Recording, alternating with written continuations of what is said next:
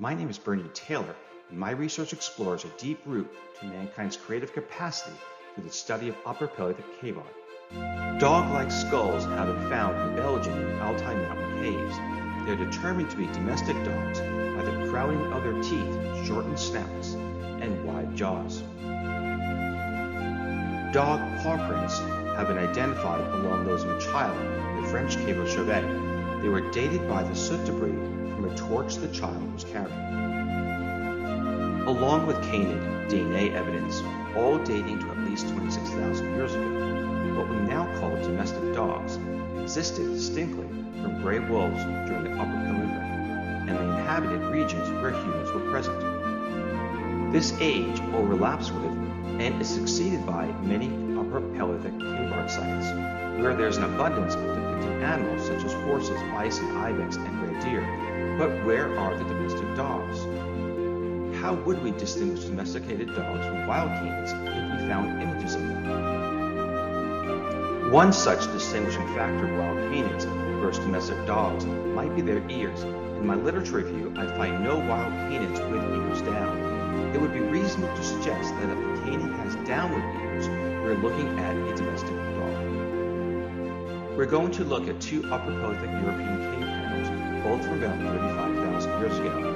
The first is the Gallery of Discs in the Spanish cave of El Castillo in Catalunya, Spain. The panel is about 10 meters across, and the dark material at the top is the natural state of the wall.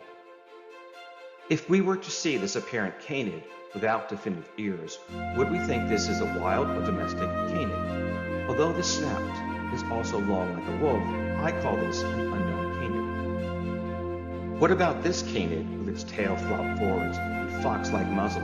The ears appear to be up, but the position of the tail strongly suggests a relation to the Spitz dog and less closely to an Akita, which are both ancient breeds. As a side note, there's a zoo of animals in addition to its canids on the Gallery of Discs. This down-eared canid, resembling a Swiss mountain dog in both taxonomy and demeanor, might be an easier call. The Ice Age artist depicted with flopping ears, upward-looking eyes, and panting tongue. Our second panel is Gorham's etching from Gorham's Cave in Gibraltar, dating to the same time period as the Gallery of Discs. This panel is the size of two hands as pictured. My work suggests that the initial inspiration for Gorham's etching was founded in Paradoya from nearby Lhasa in the Sierra Nevada range, and then carried as a hand gesture. On Gorham's etching, we find these down-eared adult canids in the pup.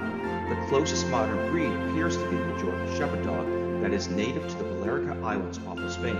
I wouldn't say they're a definitive match and call this an unknown domestic dog. There's a pair of overlapping lean and long-legged dogs with down ears that closely resemble an Azawak or Tuareg Slohi from western North Africa. These ancient domestic dogs bear no resemblance to gray wolves. These three overlapping and howling down-eared dogs have the appearance and demeanor of canary dogs from the islands of the namesake off the coast of western North Africa. Note the short, wide muzzles and visible teeth. Here is a heavy-coated canid with an outstretched paw, long muzzle, and apparent upward ears. This one is difficult to identify and falls in the category of unknown canid. What then did Upper Paleolithic hunter-gatherers use these domestic dogs for? I suggest the same as people did in near to present times. Of the modern dogs that we have a currently known Upper Paleolithic DNA connection is the Finnish Spitz. The other depicted Upper Paleolithic domestic dogs may be a promising direction for further DNA investigations. These images and the DNA record bring us to ask if all these so-called domestic dogs were manipulated by man in a few thousand years, or did a few strains of wild dogs evolve in distinct geographical areas prior to being domesticated. Thank you again for the opportunity to speak at this year's Canine Science Forum. This presentation has been posted to my webpage for closer review.